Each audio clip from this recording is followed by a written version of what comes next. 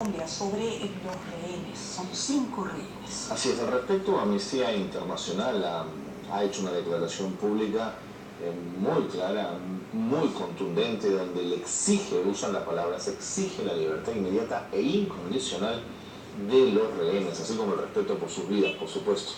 Bueno, para hablar de este tema y la posición de Amnistía Internacional, estamos con Juan Carlos Lapuente, director de Amnistía Internacional aquí en el Perú. ¿Cómo está, señor Lapuente? Bienvenido, gracias por estar con nosotros. Bienvenido. Bueno, acá tenemos la declaración pública, ¿no es cierto? Exige finalmente, vamos a leer un poquito sobre este comunicado. Dice: Amnistía Internacional exige la libertad inmediata e incondicional, así como el respeto por las vidas y seguridad personal de los 5 trabajadores mineros que fueron tomados rehenes el último viernes por el grupo guerrillero Ejército de Liberación Nacional. Parte de este comunicado, de alguna manera, ya el Ejército de Liberación Nacional en un comunicado ha mencionado que efectivamente se hace responsable por esos secuestros, ¿no? Sí, nosotros condenamos todo tipo de secuestros, y toma de rehenes, cual sea su propósito. Entonces, independientemente de los motivos que pueda tener este grupo de oposición armada, Amnistía Internacional reitera y condena que esto es una violación, una infracción al derecho internacional humanitario, y estamos exigiendo justamente la libertad inmediata e incondicional de estas personas, ¿no? Aprovecho también para expresar solidaridad a las familias de Javier Ochoa y José Mamani en este momento, ciudadanos peruanos que están allá en esta lamentable situación, y estamos haciendo todos los esfuerzos para que este mensaje llegue a todos los grupos de oposición armada vía pública, ¿no? Porque no es que tengamos interlocución, sino que también públicamente decimos nuestras posiciones y que son responsables de este infragante hecho, ¿no? ¿Esa es una declaración pública de la sección peruana de Amnistía Internacional o es Amnistía como organización? Interesante la pregunta. Amnistía Internacional es una sola. Entonces, Amnistía Internacional en Perú es lo mismo que Amnistía Internacional en Argentina, en Brasil, en Guatemala, en Canadá. O sea, Amnistía Internacional es un solo movimiento conformado por más de 3 millones de personas. Y no se distingue posiciones diferentes, una sola posición a nivel mundial.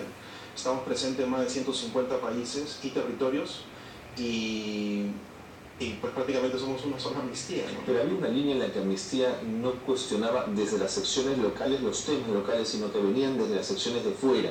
¿Esto es así? Al inicio de Amnistía Internacional, con Amnistía Internacional prácticamente nació en la década de los 60, ¿no? Acabamos de cumplir 52 años. Al inicio, obviamente, en la evolución del trabajo de Amnistía Internacional, por temas de seguridad en cada uno de los países, se trataba de evitar que los miembros de Amnistía Internacional en un país no abordaran agendas nacionales que puedan exponer el riesgo a su vida. Pero eso ya ha cambiado, o sea, la presencia de Amnistía Internacional a nivel mundial hoy permite trabajar agendas nacionales y tener una cierta exposición de riesgo, pero con el trabajo político y el perfil que tiene Amnistía Internacional. Tenemos un premio Nobel de la Paz, etcétera, estamos metidos en un montón de comités de la ONU, permite trabajar todos estos temas. En Perú estamos trabajando. Ahora, de manera práctica, ¿no es cierto?, ¿cuál es el papel de Amnistía Internacional en este tipo de sucesos? Por ejemplo, no es la primera vez que el Ejército de Liberación Nacional comete un secuestro, ¿no es cierto? Parece ser que es, de alguna manera, su forma de trabajo a lo largo de los años. Ha inclusive secuestrado un avión, ¿no es cierto? Entonces, hay una recompensa dada también por el gobierno. Entonces, Amnistía Internacional, ¿en qué medida puede intervenir respecto a eso? Amnistía Internacional cada año monitorea la situación de derechos humanos en el mundo, incluido Colombia. En el caso colombiano, Amnistía Internacional ha reportado en los informes anuales que hay secuestros, y el número de secuestros va en incremento. Por ejemplo, a la fecha del 2011 habían 300 secuestros. Eso no significa que todos esos secuestros son responsabilidad de la FARC o el ELN, pero están incluidos. Entonces, pero hay una tendencia que se sigue dando ese tipo de práctica que va contra el derecho internacional, como repito, y pone en riesgo la vida de las personas, como en este caso de nuestros hermanos 2 ciudadanos peruanos, ¿no? Ahora, un comunicado como este desvirtúa cualquier duda en relación a la posición, en este caso, de un organismo no gubernamental, que siempre se les tiende a decir o a señalar o acusar falsamente, ¿no es cierto?, que solamente cuestionan y reclaman cuando se trata de violaciones de derechos humanos cometidos por las Fuerzas Armadas o las Fuerzas del Orden, ¿no es cierto? En este caso no, se trata de la violación de derechos humanos cometidos por un grupo alzado en armas, ¿no es cierto? Por supuesto, Amnistía Internacional siempre ha condenado violaciones y abusos a los derechos humanos, y en el caso peruano ha condenado abusos cometidos contra los derechos humanos por parte del grupo de oposición armada Sendero Luminoso en su momento, ¿no? Es lamentable porque a veces hay todo un imaginario de las organizaciones de derechos humanos que se les otorga como que solamente protegieran a un sector de la población, y para nada, nosotros protegemos los derechos humanos de todas y todas las personas en el mundo. Incluso hemos trabajado para que se pueda constituir la Corte Penal Internacional, que en este momento podría juzgar a las personas que han secuestrado en caso que las autoridades colombianas no lleven a la justicia a esas personas. Entonces, nuestro trabajo es para la defensa de los derechos humanos de todas las personas. ¿Sí? Ahora, algunos estados mencionan que negociar con terroristas es impensable, ¿no es cierto? Pero en el caso de un secuestro, digamos que sí, lo estoy comparando un poco con el secuestro que hubo también en trabajadores de cabecera, ¿no es cierto? De Quepachato, que obviamente el Estado dijo, uno no negocia con terroristas, ¿no es cierto? Sin embargo, aquí el Estado colombiano de alguna manera ha dado una recompensa o ha anunciado una recompensa para todos aquellos que le tienen información. Eso también implica a aquellos que forman parte del ELN, ¿no es cierto? De alguna manera que dan información. Las acciones que puedan tomar las autoridades colombianas son diversas, hay todo un abanico de posibilidades conjugadas en negociaciones, operativos militares, todo eso corresponde a las autoridades colombianas. Lo importante es que todas las decisiones que se tomen o los operativos que se vayan a hacer o las negociaciones que se vayan a hacer se den estrictamente dentro del marco del derecho internacional humanitario.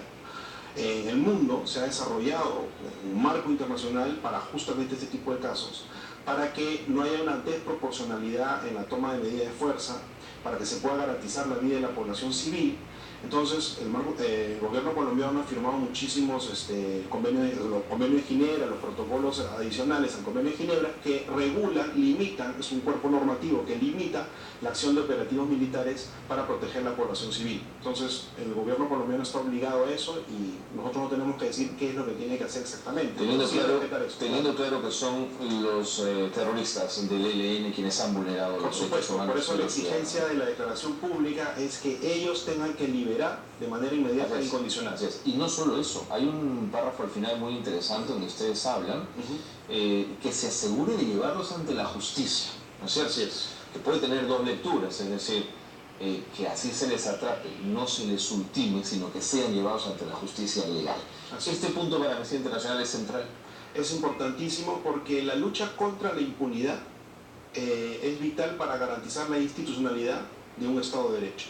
Entonces, las personas que cometen graves crímenes de lesa humanidad o violaciones a los derechos humanos deben ser llevados a la justicia, porque eso favorece la construcción de un Estado de Derecho, institucionalidad, confianza en las autoridades públicas, en los sistemas de justicia, y por eso el mundo está avanzando a través de la Corte Penal Internacional y otros mecanismos de tribunales la institucionalidad en el mundo. Legitima las acciones de las Fuerzas Y Amnistía Armadas. Internacional, a tu pregunta, Carla, tú decías, ¿qué papel juega Amnistía Internacional? En el mundo, Amnistía Internacional está jugando para que haya más civilidad entre nosotros, porque queremos que los derechos humanos sean respetados por todas y todos en el mundo, ¿no? Y en Perú también. ¿Qué pasa cuando, digamos, los grupos terroristas y el Estado se están acercando para, de alguna manera, llegar a la paz, que es lo que está sucediendo en Colombia, ¿no es cierto? Se pide una tregua, pero en esa tregua hay sucesos como estos, secuestros, ¿no es cierto? Se ponen bombas, de alguna manera. ¿Eso no veía también el tema de la confianza? ¿Cómo lo ve Amnistía Internacional? Por supuesto, o sea, los mecanismos de diálogo, o sea, siempre estaremos de acuerdo a mecanismos de diálogo, pero también a la vez estaremos de acuerdo a que se lleve a la justicia a las personas que han cometido graves crímenes de derechos humanos. Muy bien, muchísimas gracias, señor Lapuente, por habernos acompañado. Importante la declaración pública de Amnistía Internacional. Ahora, también siendo abogado del diablo, claro, quien secuestra y mata lee un comunicado y debe por lo menos sonreírse, ¿no? Pero es importante decirlo, es importante dejar constancia. No lo crean. En el caso, por ejemplo, de estos jefes de milicias o de grupos armados en África que estaban reclutando menores, algunos se les ha llevado al tribunal, la Corte Penal Internacional, que posiblemente en su momento se reirían, pero hoy día están bajo la justicia. En este caso también, los jefes militares del ELN, la FARC o los grupos paramilitares en Colombia que estén cometiendo graves abusos de derechos humanos, incluido el ejército colombiano en general, deben siempre tener como referencia que el mundo está avanzando y que este tipo de acciones van a ser juzgadas. Entonces debemos trabajar para eso. Muy bien, muchísimas gracias, señor Juan Carlos Lapuente, por haber venido aquí a las 6 o 9 a tocar este punto interesante tras el comunicado de Amnistía Internacional. Comenzamos entonces con el director de Amnistía Internacional, Juan Carlos Lapuente. 8:01, volvemos.